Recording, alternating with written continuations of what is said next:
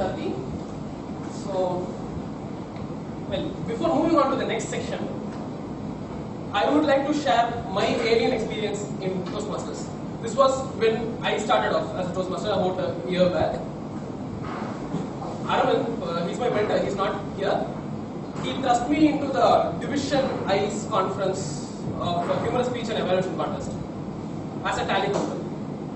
Now the role of the tally counter is to be, is like you are not supposed, it's a very secretive job, much like the Bond. I was the James Bond of the event, one of the James Bonds. Fine. So whenever the judges were done evaluating, I had to move stealthily to them, correct it without everyone seeing, and stealthily move out of the room. Like, this is how aliens, I believe aliens might do if they are between us. They will be there. We know they are there, but we won't know who it is and where they are. So that was my alien experience in Toastmasters. And the next section is an education section by Toastmaster Arna on voice modulation. Can I invite her to the stage?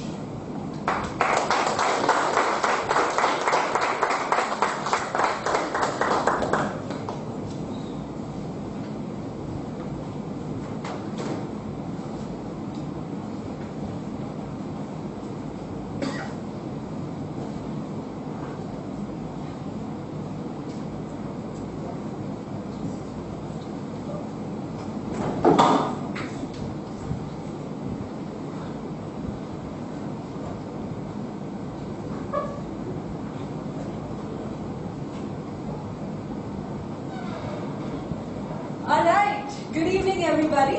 Good evening. My name is Arna, and we're going to spend a little bit of time now talking about voice modulation, vocal variety, or like I like to call it, find your voice. That is the session that we're going to be talking about today. All right. Before we start off, I see a lot of sleepy faces, a lot of serious faces, especially after Sarthi's depressing speech on death. So let us try to get into the zone of vocal variety. We're doing a little exercise. Alright? So first of all, let's hear your good evening again. Good evening. Alright. I'm going to do this. We're having, pitch, right? You know the pitch, your tonal quality. So I'm going to do this. I'm going to ask you to say hi. Yeah, but I'm going to show you the level at which you should be saying your hi. So if it's this, then you can be like, hi. Like how Sarthi says hi, you can do that. If you do this, you can say hi, like how Chinchu says hi, right? Achintya, the way she says hi, you can do that. And then every time I raise my hand, we will take the hi up a notch. And let's try to test our enthusiasm level, our energy level. Alright? Are we ready? Are we ready? Yeah? Let's start. Okay, your ya sounds like the high of like this underground level. Alright? Yeah, let's start. Yeah. Yes. Okay, hi. Yeah, with the high. Let's start with the high.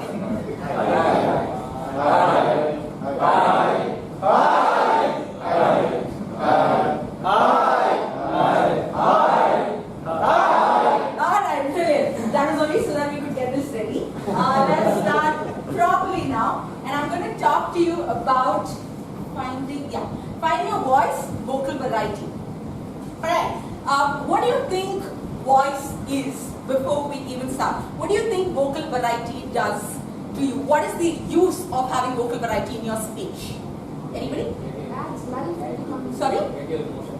Get your emotions out, yeah? Grasp attention. Grasps the audience attention, yes? It won't make the audience sleepy, brilliant. Conveying the importance of messages. This is how I like to define the importance of vocal variety. Now imagine if I have a couple of apples and I want to take the apples from here to Satish. Right? If I want to go from here to Satish. How do I take the apples along with me? Suppose I have 4 apples with me. Now I don't have anything in my hand. I carry 4 apples in my hand. I struggle and carry them. Some of them might drop on the way, and at the end I might be able to go and give him 2 apples. Right? Now imagine if I had a nice basket with me, and in the basket I'm placing 4 apples. I can place an additional apple if I want, and I take that basket and I deliver it to Satish. Right? These apples are like the messages, the emotions, and whatever it is that you want to convey through your speech. This is me, that's the audience, and I want to reach right to the heart of the audience. That is the motive of a speaker. Now, if I'm going to carry these without that basket, some of them might drop. It might not reach him as well as it can. But if I'm going to have a basket, the basket in the way of your voice, the way you throw your voice, the way you express your voice, and in that basket, in that beautiful basket, you keep all your apples, then the apples can be delivered to your audience all more easily. So that's the use of having vocal variation, vocal variety in your speech. If you have read your CC number 6, there are 5 ingredients of vocal variety: pitch, quality, rate, pause, and volume. Let's very quickly run through that, and then we can see how we can incorporate the uses of vocal variety into our speeches. Alright, pitch, of course, is the range of your voice, throw of your voice. It can be a higher pitch, it can be a lower pitch. And what we did right now was a combination of pitch plus volume, the activity we did in the beginning. Quality is the clarity of your voice, the throw of your voice. Rate is how fast or slow you are speaking. That is the rate of speaking. Pause is one of the most important techniques, one of the biggest, most important ingredients that we should and most definitely should have in a speech, especially in a fraternity like Toastmasters, especially if we're giving a speech that has a message or something that is high on content. I think pause is a very, very important technique to add in, an ingredient to add in. Volume, of course, is how loud or slow your voice is, the throw of your voice. Alright, now let's go on to how can we incorporate what is the use of having vocal variety into our speech. Number one, like we said, add color to your speech. It helps to add color into your speech. And how you add color, there are 2 ways where you can use your vocal variation, 2 techniques, 2 questions that you should be asking yourself. 1, emotion. Do you feel what you want your audience to feel? Are you able to feel what you want your audience to feel? Only if you can feel what you want your audience to feel, only then the emotion is added to your voice. Alright, let's do a very quick activity. I'm going to give you one line. The line says, is that her or is that him? You can add any name you want at the end of the sentence. I have 5 different emotions with me. I'm going to ask you to pick a chit that contains an emotion. Don't tell the audience what that emotion is, but try to say this line in that emotion. Yeah, fair enough? Fair enough, you got that? Any volunteers? Yeah, alright. So pick a chit and we will try to guess the emotion.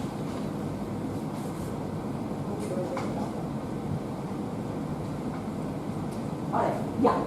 So is that, and which one name you want to say?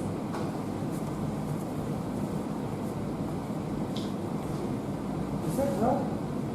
Can you guess? Fear? Fear? How did you guess it was fear? Because of his action or because of his voice? Because of action.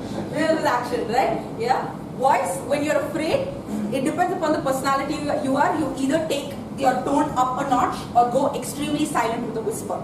That's how your voice is when you're scared, depending upon the personality you are. Right? Okay, so let's avoid doing an action. Let's try to do it only with our voice. Right? Anybody else? Volunteer?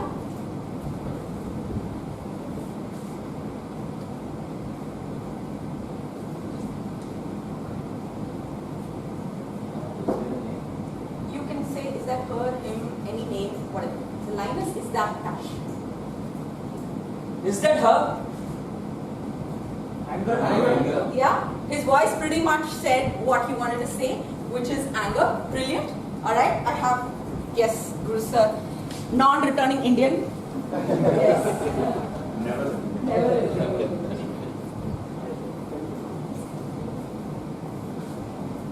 Which one?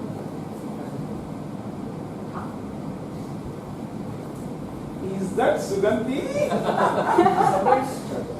Surprise? Sugandhi, what emotion did you feel when you She was like, what? Happiness? Satish saw the shit and then he was like, oh, yeah. If it is Arna, it's happiness. Okay, that was happiness. That was a denotion. denotion that it was supposed to be happiness. We have 2 more. Yeah. I always.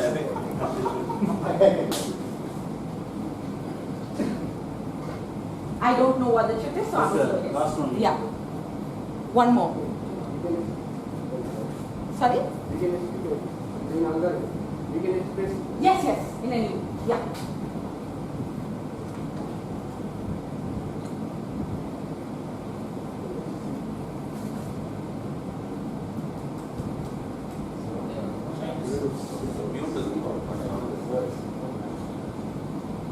You can use any line you want to use. That's fine. I lost.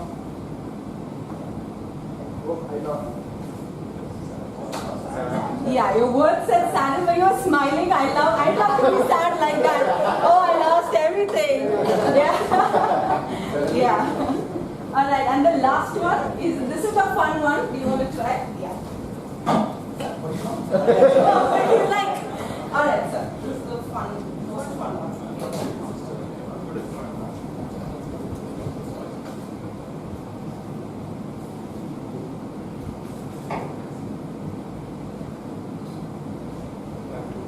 Yes. So we made this into a facial expressions workshop. Mr. Duke Kavita. Yeah? No. Mr. Duke Kavita. Let me give you a guess. This is how Satish talks to all the girls. Now you can guess. Yeah? Yeah. Love was the emotion. So, thank you. Lovely.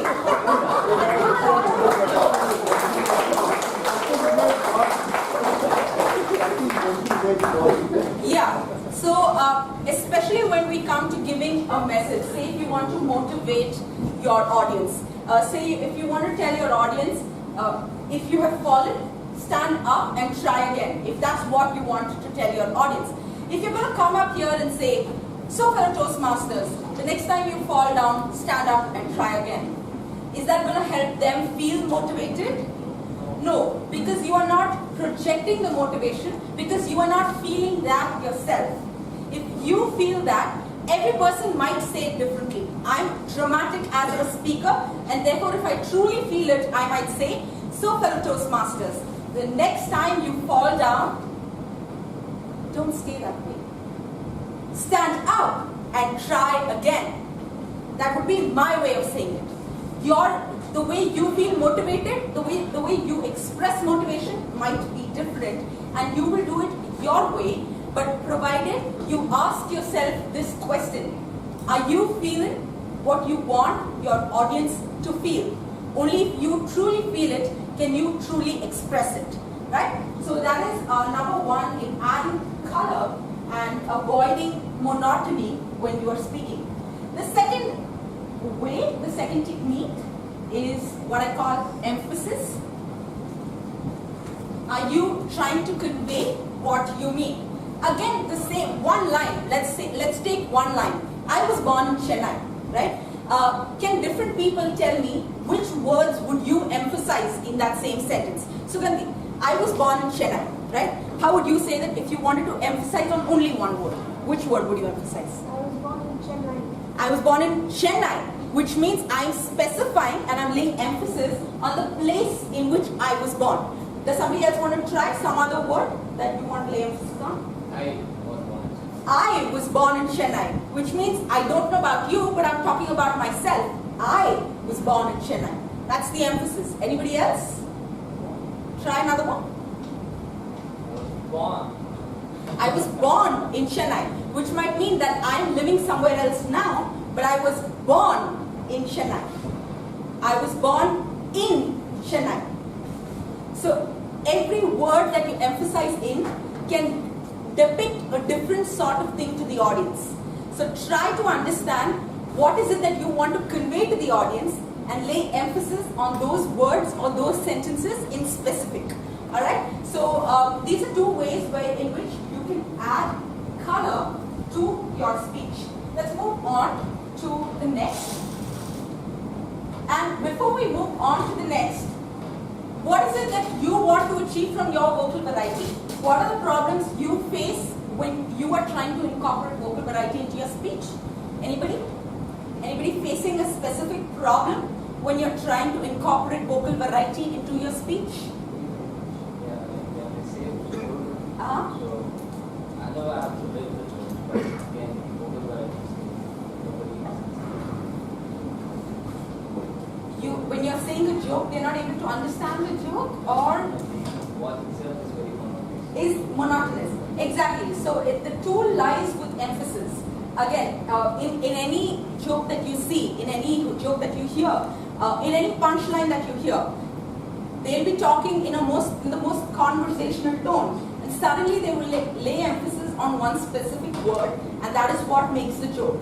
So where you're laying your emphasis, on which word are you laying your emphasis, that is the key of making your joke colorful, adding color to your joke. Yeah? Monotony is, when I started public speaking, I used to speak in something called a sing-song voice. Have you heard that voice in which you talk to your teacher, right? Good morning, ma'am. My name is that was the kind of tone I used to hear. I have this most embarrassing CC2 speech of mine that was recorded, and I heard it recently. And the most embarrassing thing was the entire speech was in that sort of the sing-song voice, like the voice of a student talking to a teacher, right? And the kind of people that Toastmasters are, everybody of course applauds, but it is left up to us to try to analyze ourselves, try to analyze how we are speaking, and try to analyze where we can get better with our variety. Alright, I'm going to move on to one other thing that vocal variety does, in one other way that vocal variety can help us. Next slide.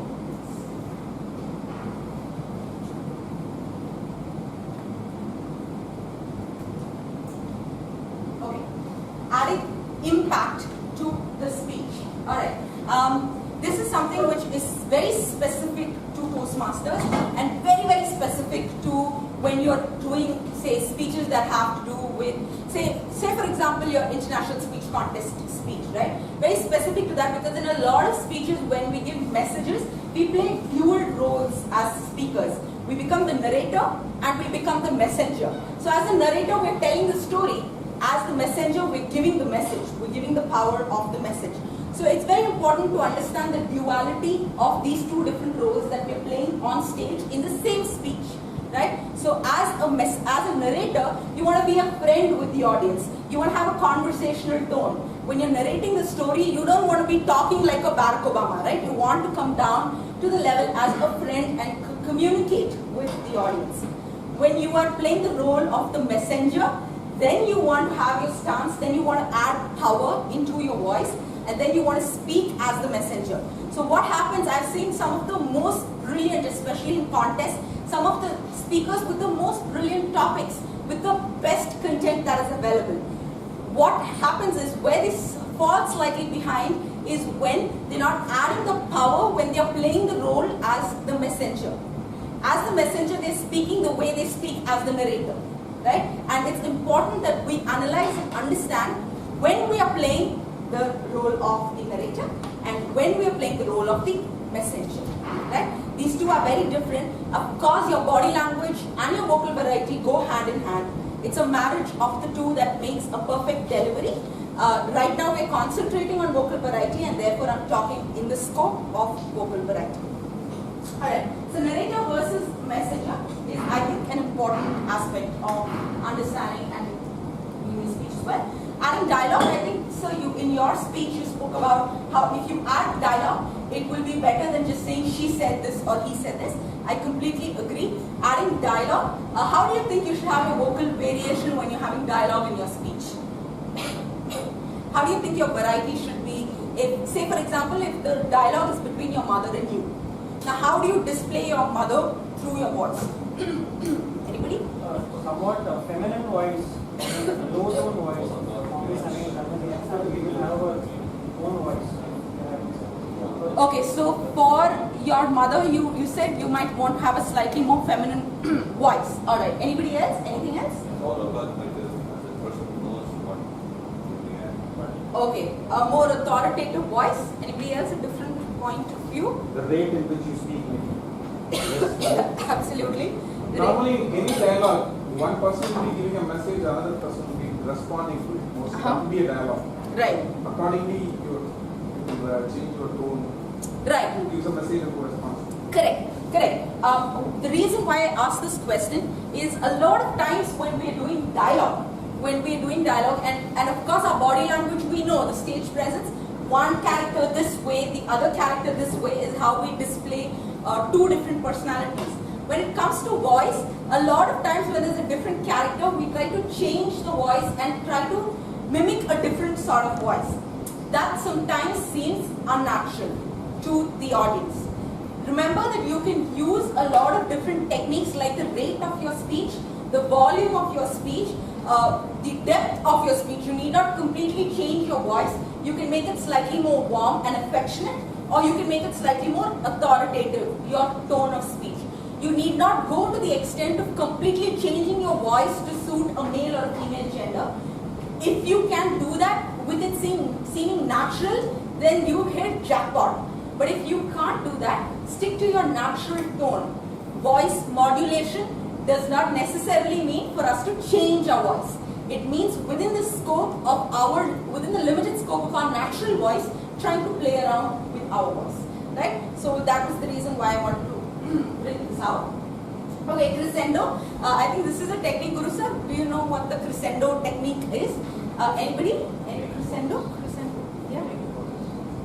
Okay, so the crescendo technique is actually not a public speaking technique, it's a singing technique where you increase the rate of your singing, the rate of your lyrics, the speed of your singing with time. But this is a beautiful technique I was taught to by my mentor and that I really want to bring to you. Crescendo and reverse crescendo. So this is the way of increasing the pace of your words within the same sentence, and it adds some beautiful dramatic impact into your speech. For example, if I want to say there were two cars on either end, the cars came closer and closer to each other. The way to use it with the crescendo is there were two cars on either side of the road. I saw the cars coming closer, closer and closer and closer and closer and closer. With this, with each way, as the sentence progresses, the rate of my speech also progresses. The reverse crescendo is the reverse of it, where you start with speaking really fast and then you come down to your core, which is a really slow sort of message. The crescendo can also be used with the volume of your voice, not necessarily only with rate. There were two cars on either end of the road and the cars came closer, closer, closer, closer, closer. That was a reverse crescendo with volume, maintaining the rate of the speech. Right? So these are two beautiful techniques, especially when your speech is reaching a climax. And if your climax is dramatic, you can always make use of the crescendo and the reverse crescendo. Two beautiful techniques. Alright. And the fourth most important, according to me, something that CC6 teaches us in the biggest way possible is pausing. I think pausing is one of the most important techniques to use in your speeches. If you listen to the speeches of world champions of public speaking, I think what makes their speeches world class, of course, I mean when I look at delivery and not the message, when I look at delivery, is the way they play around with their pauses. I think silence can speak a lot longer and a lot louder than words can in specific scenarios. For example, let's look at the same car example, the same car line that I said. There were two cars on either end of the road and I watched the cars come closer and closer and closer and closer and bam!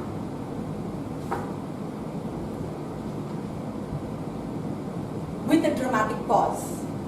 What did you understand from that? The cars collided. Yeah, I could have also said the two cars came closer and closer and met with an accident. I could have said that. But this adds so much impact to your speech. So how many kinds of pauses are there? How many kinds of pauses do you think can be there in a speech? Short pause and long pause? Yeah. Apart from that? A power pause, right? Beautiful, that is one definite kind of pause. I'm going to tell you a couple of different pauses that you can incorporate into your speech. Of course, there is a punctuative pause, which is when you're having a comma and then you're having a full stop. But I think this fraternity, we can go beyond that. Okay, the pause of transition. That is, for example, when you're talking about flashback and fast forward. So you did that. Flashback and fast forward. So if we were talking about in the year 2007, so and so and so, and then fast forward today. A short pause will add great impact over there. Alright? Because you're moving from one point to the other. Give the audience some time to move with you to that point too. Therefore, transition pause is something that's very important. An emphasis pause, like how I live in Chennai. When you want to emphasize on the word Chennai, a short pause before that is an emphasis pause, which is another way of using your pause. A rhetorical question pause. This is a beautiful way of, a lot of us in Toastmasters, we know the importance of asking questions and interacting with the audience, right? And not all speeches can be interactive. So not in all speeches can you expect an answer from the audience. Have you ever felt depressed? Is a question which makes you think. Is a question which you're supposed to think about. But have you ever felt depressed? Yesterday I was very depressed with myself. I'm not giving you enough time to think about the time you felt depressed. As a speaker, what is my role? To bring you to my position and then to offer you the solution that I'm offering you. But if I'm not going to bring you to my position, then the solution becomes meaningless to you. Therefore, when I'm asking you a question and I'm giving you time to bring you to my position, then the solution is extremely meaningful to you. Therefore, when you're asking a question that involves the audience to think, please pause, post that question. A pause there will add a lot of value to your speech. A dramatic pause is what I just displayed to you right now in terms of the cars colliding. And then I remember a speech a speaker gave once, and I've heard several emotional speeches, several in Toastmasters. The speaker was talking about a death that happened in his family, and I've heard several speakers talking about deaths that they have seen as well. But this speaker, the way he conveyed death was, he did not increase his volume, reduce his volume, make any change in terms of pitch at all. All he did was a long dramatic pause. And that made me so uncomfortable, and that was his objective, to make the audience feel uncomfortable with that head. And that for me was one of the best, most emotional moments without the speaker even saying anything. This can do wonders to your speeches. A dramatic pause and an accelerate pause. An accelerate pause is when you come up on stage, you shake the hands of the Toastmaster of the day, and then I'm shaking hands and saying, fellow Toastmasters and guests, good morning. I'm shaking the hands versus the second way is shaking the hands of the Toastmaster of the day, standing here, taking a breath, taking a pause, smiling at you, and then starting my speech. I think it does wonders in terms of bringing you a state, making you feel grounded, making you feel comfortable with the audience, and making the audience feel comfortable with you. So this accelerate pause is when you're starting off your speech, and I think it will really do wonders for you, for your confidence level, as well as for your expression level. Alright, so this was about the kinds of pauses that I think you can add into your speeches to add color and to add value to your speech. I think can I take one or two questions before I sort of end? Yeah. Okay, yes, good question. How long should your pauses be? Right? Your pause should not seem like a pause because you have forgotten something. Your pause should seem like a pause because you want your audience to think about something. So therefore, if I'm going to ask, do you remember the time when you felt depressed? Right? A pause of, say, if I count up to 1, 2, 3, 4 is a good level of pause, because at least they're going to go back to the time when they felt depressed. Right? A pause slightly longer than that, maybe they may get the idea that you have completely forgotten about your speech and you're not able to proceed beyond that. So a longer pause If you want to count up to 5 or 6 is fine. A shorter pause, if you want to count up to 3 or 4 is a good amount of pause. Yeah? Yes? Somebody else? Yeah? Sometimes we feel that audience are not connecting with us. Right. It's difficult when I was doing master again. So I treated a lot, but I feel that audience were not connecting. I don't know why. Right. Right. Okay. So I'll answer that question, though it's not part of the vocal variety sphere, but I will definitely answer that. I'd like to tell you something that happened in a session, in a Toastmaster session that I did at Infosys Toastmasters Club. So this was an education session, and it was a 30-minute long session, and there were some senior managers and somebody very senior who had come into the club that day to witness the meeting.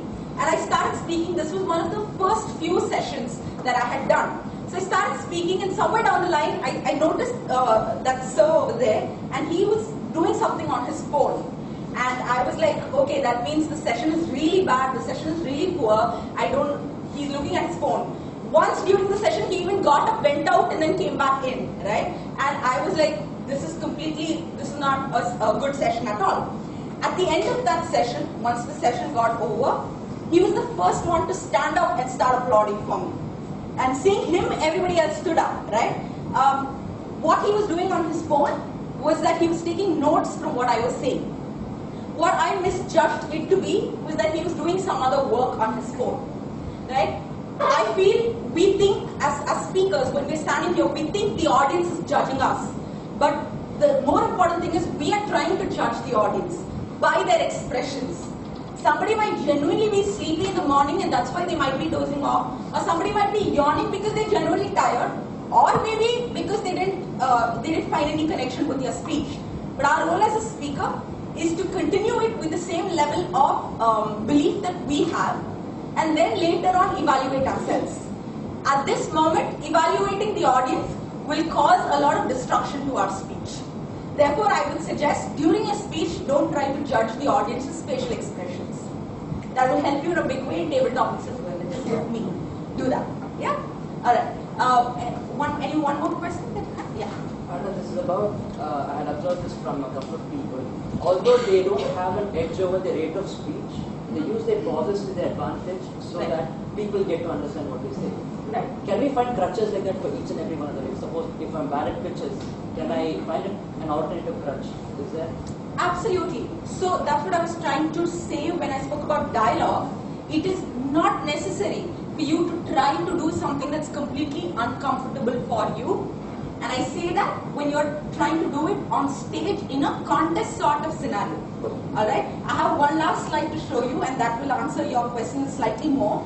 But it is not necessary to do something that doesn't suit your speech or that you are not completely comfortable with. It's not necessary to change that completely in a contest scenario. You can of course use other things like pauses, like volume, like rate, whichever is comfortable for you. You can use that to your advantage when you're delivering a speech. Alright? However, this is my last, sorry.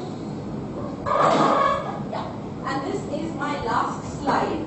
Okay? This is something that I truly believe in. Experimentation leads to innovation. I feel that as public speakers, it is our birthright to experiment with different genres, to experiment with different vocal varieties, and to experiment with different ways of saying the same statement.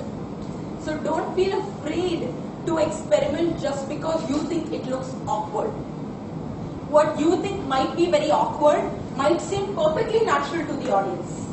Just that it's new to you and therefore it's a little awkward for you. Right? So in a contest scenario, it's completely different. Of course, you got to play to your strengths. However, when you are doing speeches at the club, it's a safe environment for you to experiment. Therefore, feel free to experiment with rate, with vocal variation, with pitch, with volume, with the crescendo, reverse crescendo, with pauses. Feel free to experiment, and even if your pauses turn out to be slightly long, you will have an evaluator, you will have somebody else in Toastmasters who will tell you that this was too long a pause. So you can cut it down a notch. But if you don't try it out, there is nobody who can tell you that this is working or not working.